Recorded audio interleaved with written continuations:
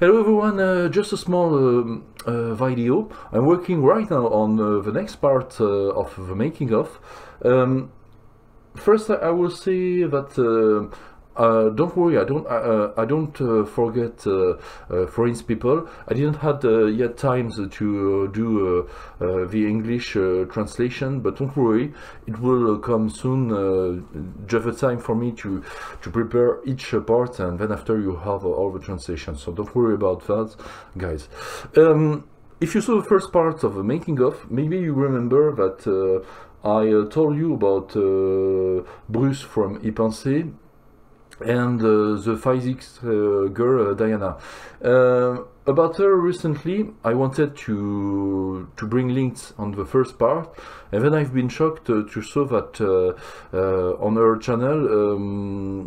All I can say is that Diana is today on a hard situation, and I think the best thing to do is to go to yourself to see what is going on.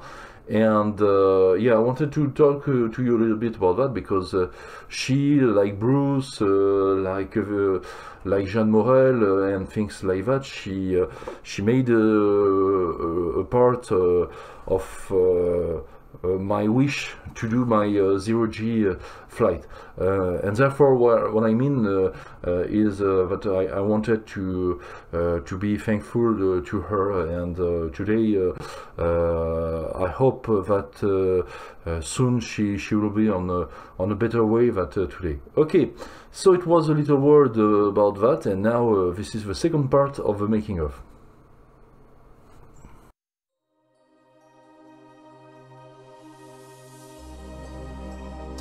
Ceci dit, ça a quand même bon, été un peu compliqué pour moi, parce que j'y suis allé donc avec ma caméra, avec l'Insta360, et l'Insta360 par contre, en revanche, ça c'était un des rares trucs où on m'a dit ouais, ça y a pas de souci, vous pouvez l'emmener, par contre faut que vous l'attachiez, parce que moi au début je me suis dit bah, c'est bon, hop, on va faire des séquences, la caméra va être comme ça, et puis j'ai même eu l'idée, vous voyez, de tourner et faire un peu des trucs.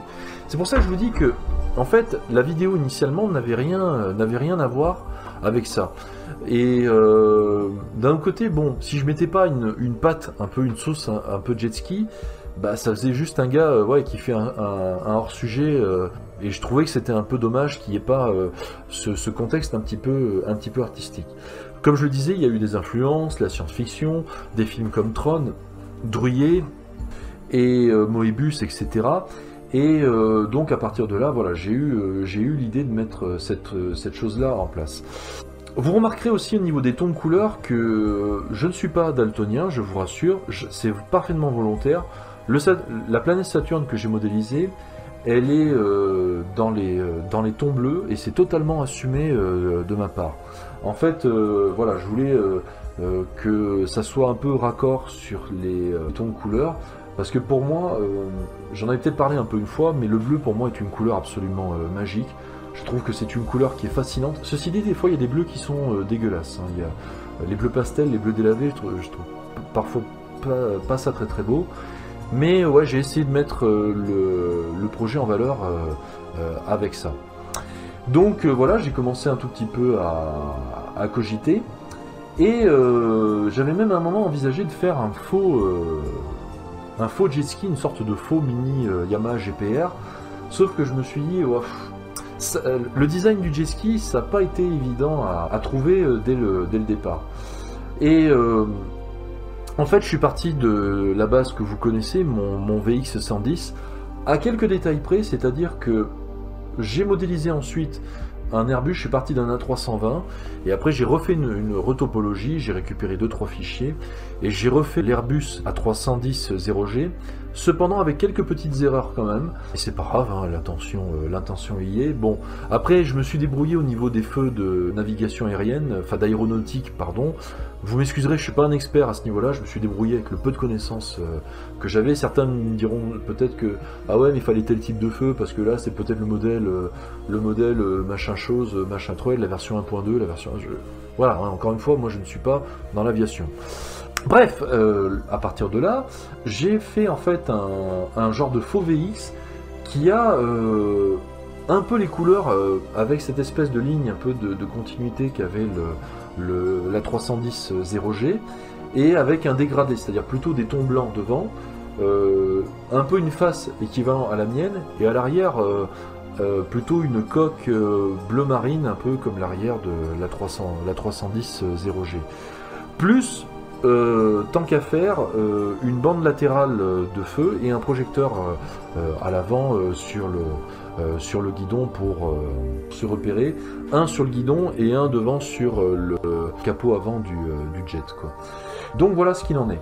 Après, si on veut être puriste, honnêtement, alors bon, clairement, c'est voilà, c'est en termes de science pure, ça vaut pas grand chose, hein, c'est de la voilà, c'est vraiment un truc qui est de la science-fiction, j'ai envie de vous dire.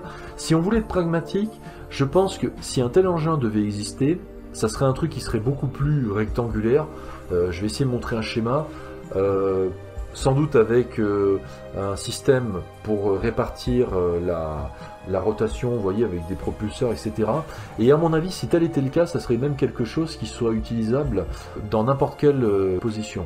Personnellement, moi, c'est ce que je ferais. Si je faisais un engin comme ça, un module, hein, finalement, pour se déplacer, je pense que je mettrais un système plutôt, on va dire, octogonal ou à 4 côtés, on va dire, pour justement se repérer avec un système de guidon, de commande, etc.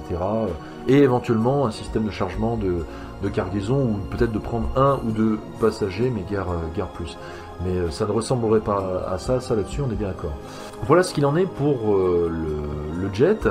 Et puis, ouais, il y a, avec des influences un peu aussi comme Wipeout, c'est pour ça par exemple que le jet a une traînée bleue assez vive. Et ce plan au début où la 310 prend, comment dire, se cabre et prend de la vitesse et de l'altitude, j'ai essayé de faire quelque chose qui soit, entre guillemets, en plus de ça, un peu plus puissant, dans l'idée un peu de catapulter. Et je ne voudrais pas vous dire de bêtises, mais il me semble d'ailleurs que sur un des programmes, il y a une des navettes, un peu d'ailleurs avec ce que l'on voit aujourd'hui, avec ce que tente de faire Virgin, mais l'une des navettes, il me semble, à un moment, il était prévu que la navette puisse même décoller à partir d'un avion. Mais je ne voudrais pas vous dire de bêtises à ce niveau-là. Alors en réalité, non. En fait, chaque navette avait besoin d'un lanceur. Par contre, la principale différence était au niveau de la navette Buran, qui elle avait la particularité d'être entièrement autonome. C'est d'ailleurs ce qui s'est passé quand elle a fait son premier et seul vol, puisque en fait il n'y avait personne à bord, et en fait elle a décollé et elle a atterri toute seule d'elle-même. Et puis vous avez par exemple Virgin, il y a qui ont récupéré un Boeing 747. Et donc voilà, les fusées décollent sur l'aile et elles prennent. Donc moi dans l'idée j'ai essayé de faire ça, et si vous regardez bien d'ailleurs le plan, et ben vous verrez que par exemple le caméraman qui y est, il y a ça. La personne qui est en orange, c'est Gwen, c'est l'assistant, que j'ai essayé de les repositionner. Plus au fond 2-3 groupes, et j'ai essayé de refaire comment dire, la continuité, on va dire, du fuselage de l'avion, avec l'aménagement intérieur, avec les parois, avec marqué à gauche à droite R0G. Et voilà, j'ai essayé de faire un système avec un téléport, avec la création de mon VX110. Pour la petite anecdote d'ailleurs, j'ai un petit peu ralenti l'effet parce qu'à la base il est beaucoup plus rapide que ça. Donc ça faisait un effet d'à peine une seconde, et du coup vous auriez pas bien compris. Donc là j'en ai profité pour faire un petit slow motion pour que vous ayez le temps justement de voir le jet sortir avec ce guidon et la création un peu avec cette espèce d'électricité, cette forme un peu magique. Donc c'est un petit clin d'œil aussi au passage à la création du cycle des lumières dans Tron, les motos du cycle des lumières. Et puis après donc un système de téléportation et le jet qui part et qui s'élance. Ce plan là d'ailleurs a été extrêmement compliqué à faire parce que déjà il a fallu que je travaille sur un plan où je fais un salto pour essayer de modéliser un peu dans l'esprit d'ailleurs de la création du jet ski, essayer de créer une tenue et de créer un casque, un truc comment dire, qui soit une combinaison, mais qui soit quand même aussi avec un casque cross, qui soit à mi-chemin entre un astronaute et un jet skieur, entre guillemets, de l'espace. Je mets beaucoup de guillemets dans ce que je dis par rapport à ça. Et ça n'a pas été évident. Si vous regardez bien d'ailleurs, c'est normalement ma main droite. Et ben en fait il y a une petite boulette à un moment, parce qu'en fait il y a un plan où en gros le gant est un petit peu décalé. C'est pour ça que j'ai beaucoup insisté au niveau des mains, pour que ça fasse un effet flash. C'était un peu un cache-misère, pour que un petit peu la transition s'efface par rapport à ça. En plus, bon, de positionner cette chose-là, donc j'ai commencé un peu à modéliser un personnage qui me ressemble, et avec Blender 3D pour la disposition des os, en fait en gros c'est un squelette, hein. Il y a des os, il y a des bones, etc.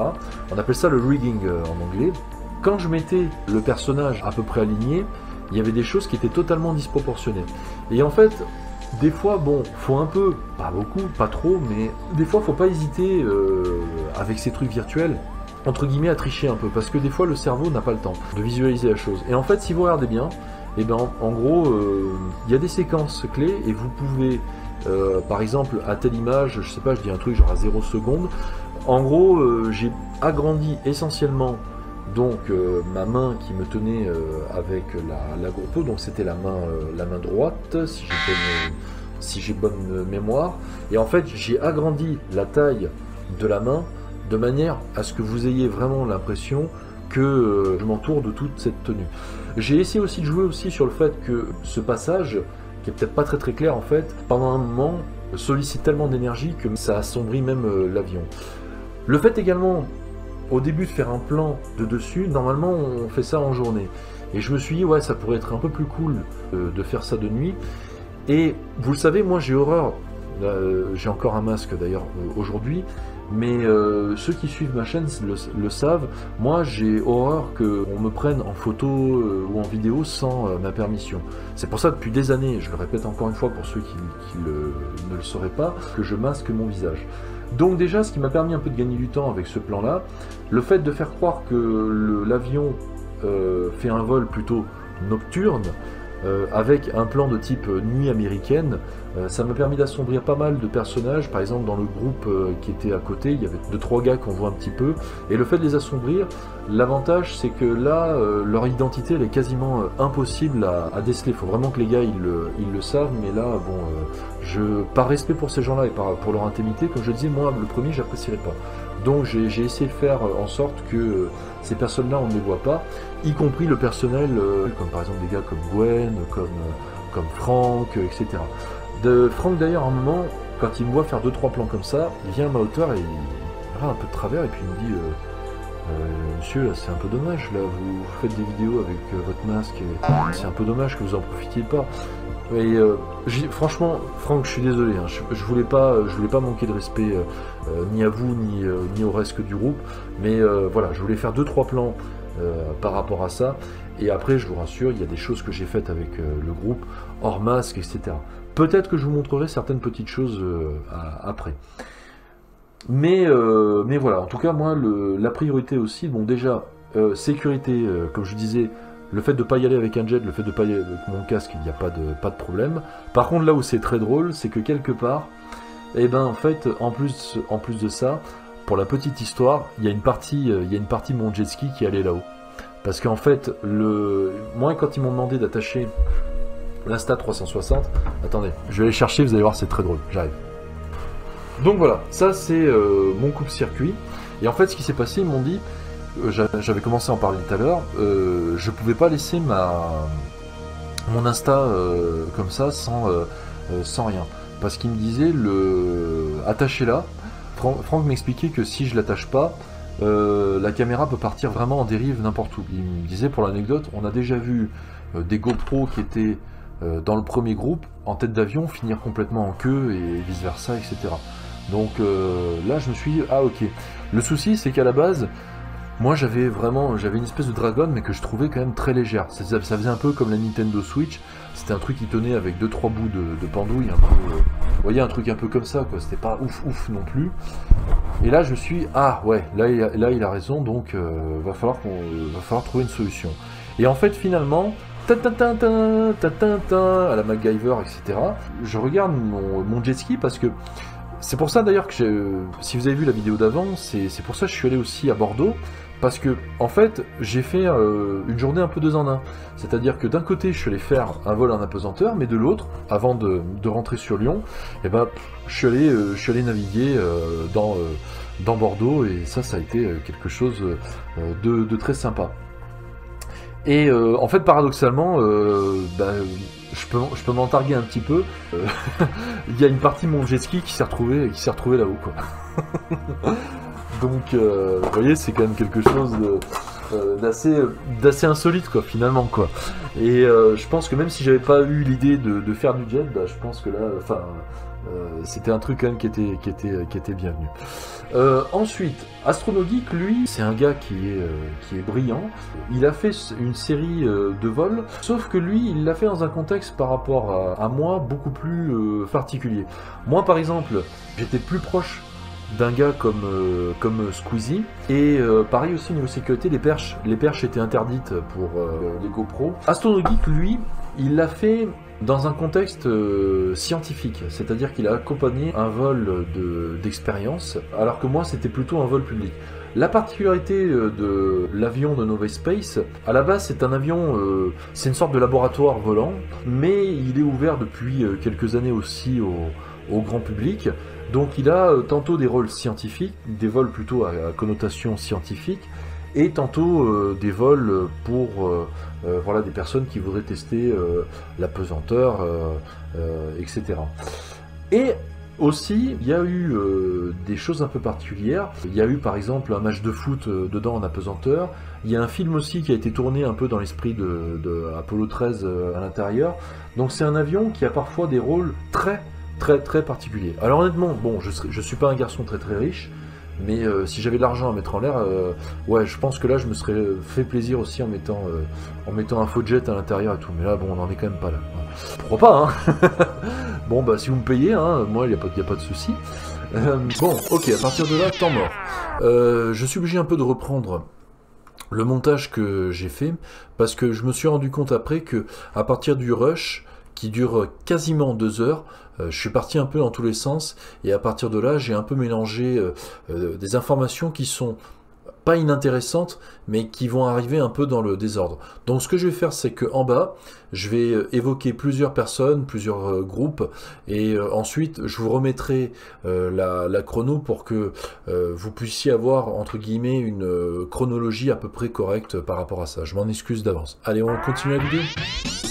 Bon, bref, pour en venir à ce que je disais, le vol par exemple qu'avait fait la danseuse Jeanne Morel et Paul Marlier, eux ils l'ont fait plutôt dans un contexte avec un partenariat avec le CNES, si je dis pas de bêtises, et je me suis dit, bon, on va faire un petit clin d'œil à Astronogeek par exemple, qui lui avait récupéré une des tenues, une des uniformes plutôt scientifique, alors que moi, vous voyez, par exemple, celle-là, c'est l'uniforme avec laquelle j'ai volé. Celle-ci, par exemple, elle est plutôt pour les grands publics. Je la trouve un peu tristounette. Après, c'est un ressenti personnel et un peu triste dans ces couleurs-là. Après, bon, écoute, hein, je suis quand même parti voler, hein, ça c'est le principal. Celle qu'a Astronogeek, par exemple, je trouve elle est beaucoup plus classe que la mienne, à titre de comparaison. Dans sa série de vidéos Hermès, où en fait, à un moment, il récupère une navette Hermès et où il présente le système solaire à travers une série de vidéos. Je vous invite vraiment à faire un tour sur sa chaîne, c'est super sympa tout ce qu'il fait, c'est un type qui est passionnant, et ça j'y viendrai un petit peu aussi dans un autre contexte. Donc voilà, et j'ai un peu observé son Hermès, mais je trouvais qu'il avait un côté un peu sadomaso en cabine, parce qu'en fait, comme il l'explique, il y a des tuiles qui servent de bouclier thermique en fait, et je trouvais que le noir était un peu trop omniprésent en cabine. Et je me suis dit, bon, on va partir sur le Hermès d'origine, et pareil, j'ai fait quelque chose un peu plus clair en termes design, mais un peu plus raccord aussi avec la 310 0G. À partir de là, je me suis dit, ben, on va mettre à bord donc le couple Jeanne Morel-Paul Marlier, parce que Paul Marlier aussi, donc le mari de Jeanne Morel, c'est un personnage très important dans cette vidéo. C'est quelqu'un qui est à la base qui est brillant, qui est doué, qui sait faire beaucoup de choses. Je vous invite à faire un tour sur leur chaîne encore une fois. C'est très impressionnant ce qu'ils arrivent à faire. Lui, par rapport à moi, il est beaucoup plus dans l'abstrait. Il fait aussi du Blender 3D. Et clairement, au niveau des fluides, etc., enfin, il tâte, quoi. D'ailleurs, il a un peu, je crois qu'il a du motion capture aussi, avec où il a fait 2-3 choses avec sa femme Jeanne, et c'était assez... Enfin, moi, j'ai discuté un peu avec lui, et j'étais assez impressionné par ce qu'il arrivait à faire. Et moi, comme je lui ai expliqué, je lui ai dit, là, ça a été un des deuxièmes passages les plus compliqués à faire, parce que je me suis dit, dans la navette, on va faire croire que lui, il est en train de filmer, si vous voulez. Et c'est vrai que j'aurais peut-être dû rajouter des détails par rapport à ça. Je fais un petit clin d'œil à AstronoGeek en utilisant son célèbre jingle, sauf que j'ai fait un truc genre Magic Geek avec le fameux bip, voilà, histoire de faire le truc. Et donc je maîtrisais pas très bien Grease Pencil, et donc AstronoGeek se penche et il me fait un petit clin d'œil, et ça c'est la fin de c'est traditionnellement la fin de ses vidéos avec son célèbre jingle. Ça c'est sa signature. Donc voilà, j'ai fait un plan où Paul est en train de filmer Jeanne Morel, et avec une transition qui sort de la navette Hermès, où il y a une espèce de projection virtuelle avec une version géante et virtuelle en 3D de Jeanne Morel. La tenue, j'ai essayé de faire quelque chose qui soit assez fidèle. Je lui ai rajouté des chaussures. Alors bon, je ne suis pas un expert cordonnier, autant le dire, et je m'en excuse d'avance.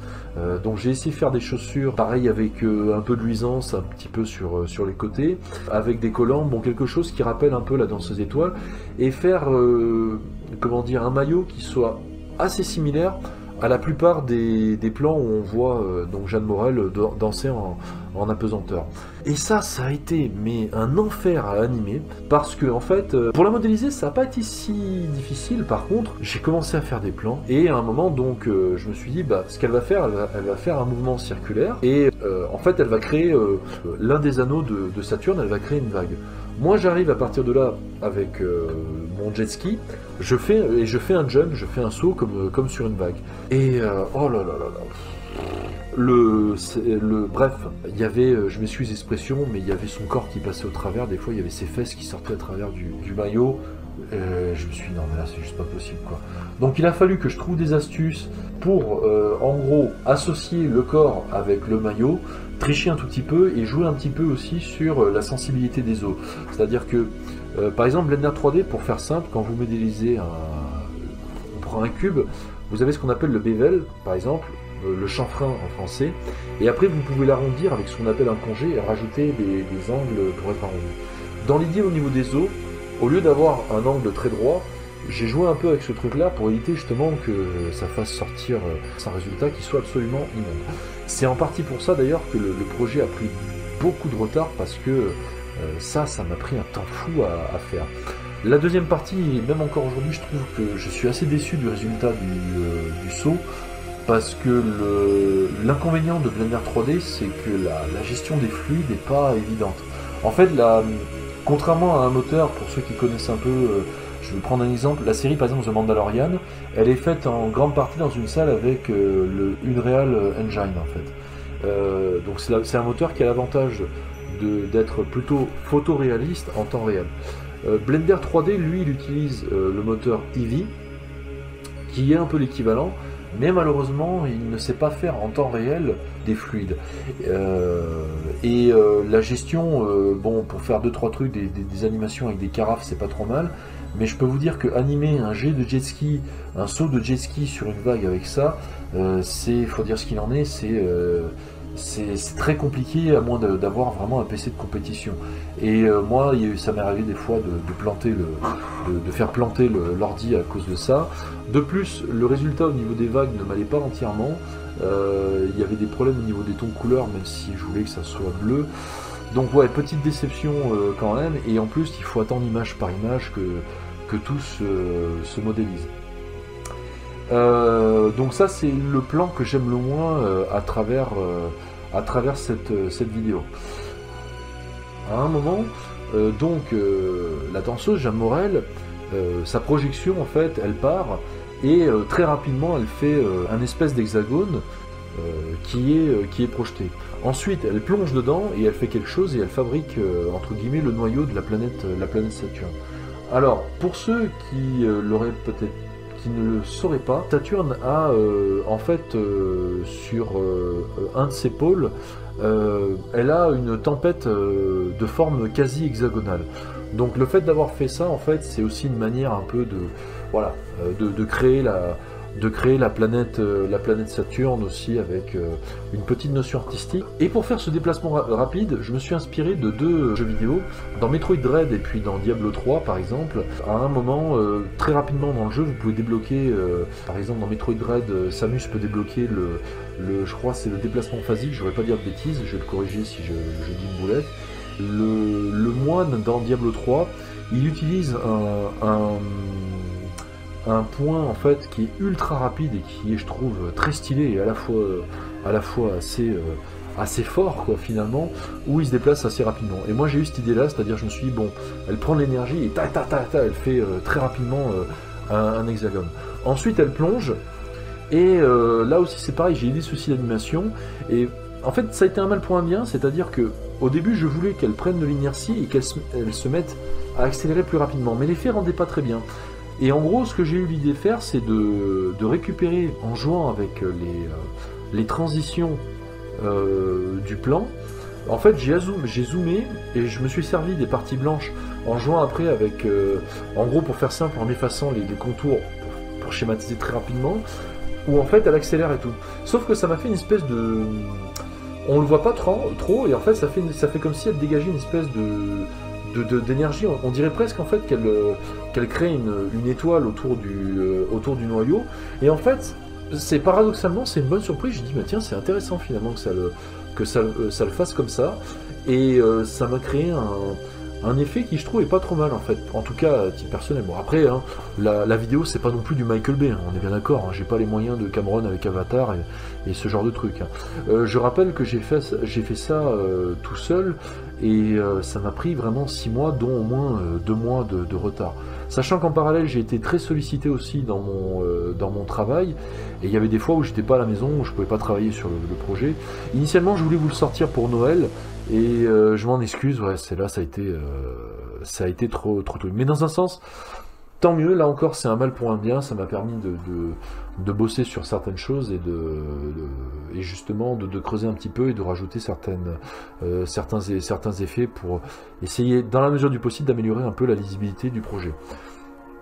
Pour la petite histoire aussi, j'ai hésité à mettre le vaisseau de Interstellar, même si à la base j'étais pas spécialement fan à le mettre, parce que dans le film ça se passe à un moment sur Saturne, enfin il y a un lien avec la planète Saturne, et je voulais faire aussi un clin d'œil à un film que j'aime bien, qui est ni mauvais ni excellent, mais qui je trouve a été mais injustement relégué au rang des oubliettes pendant des années. C'est le film Saturne 3 avec Kirk Douglas, Harvey Keitel et la regrettée Farrah Fawcett. La boulette qu'ont fait ces mecs là quand ils ont sorti ce film là, pourquoi est-ce qu'il a fait un four? Parce qu'ils l'ont sorti en même temps que l'Empire contre-attaque. Bon, pour ceux qui connaissent la saga Star Wars, je pense que c'était peut-être pas la meilleure des idées d'avoir fait ça. Et ouais, je voulais faire un plan avec cette espèce de gros vaisseau qu'on voit avec le début, avec la musique de Bernstein, et avec cette espèce d'immense centaine. Encore une fois, c'est pas un film qui est parfait, mais il y a des plans qui sont assez intéressants avec le fait que le vaisseau passe à travers les anneaux, avec cette petite poussière, ces petits astéroïdes.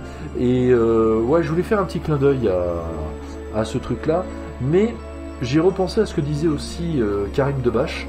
Et Karim Debache, il disait, lui, un de ses films préférés, par exemple, c'est le film Final Fantasy.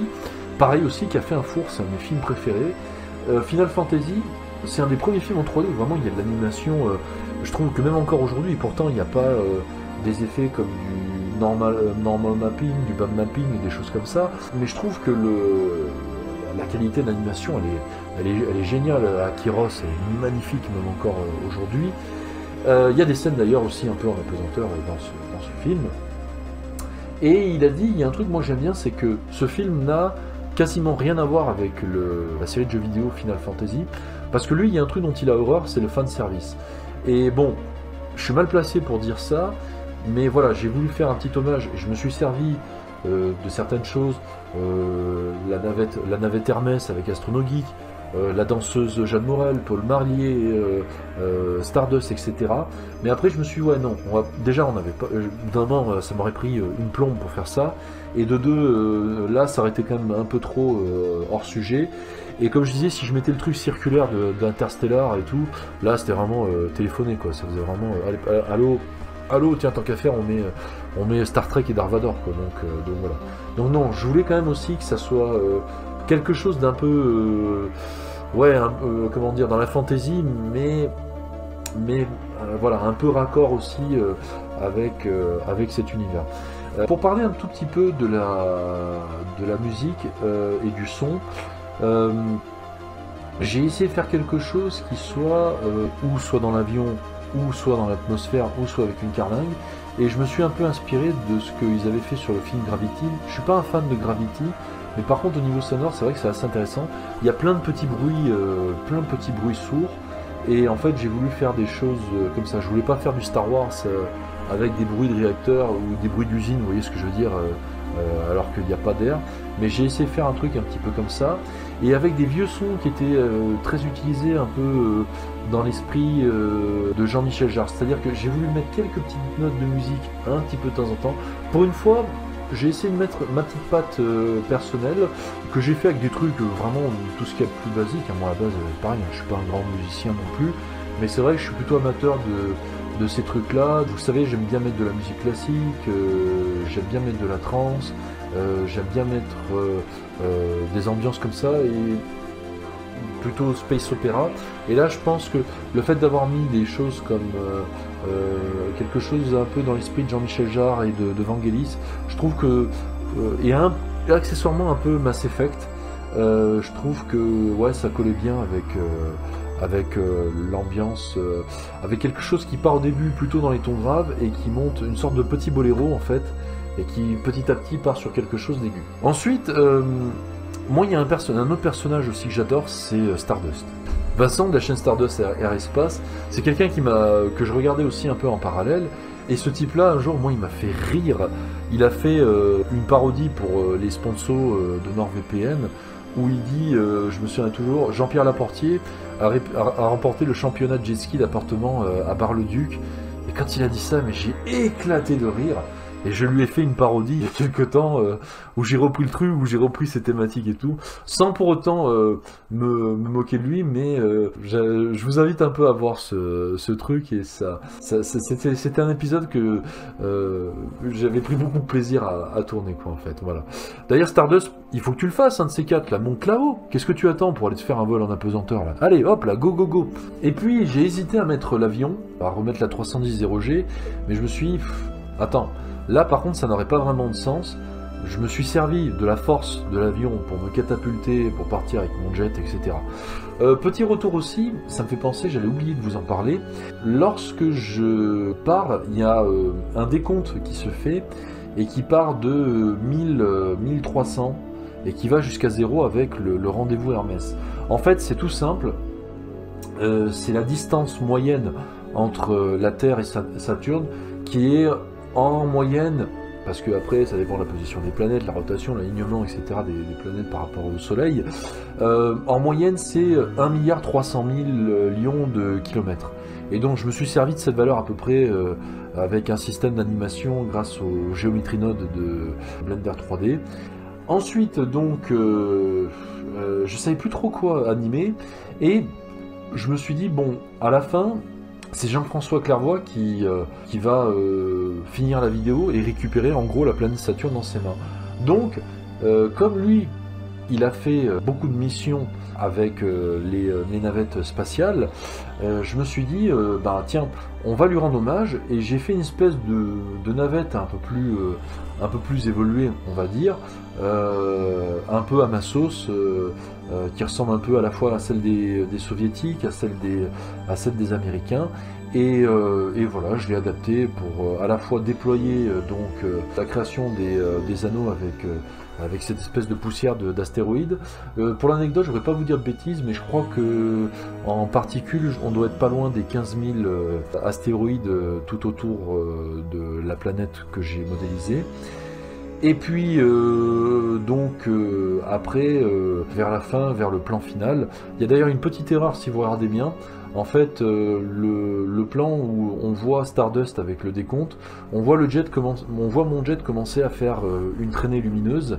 Et bien en fait, entre cette transition-là, sur le coup, vous en êtes peut-être pas rendu compte, mais le plan est inversé. Vous verrez qu'après, sur le plan où mon jet se désintègre, par exemple, et ben en fait, et où il disparaît, et bien l'animation des petits hexagones blancs, mes hexagones en fait, elle est inversée.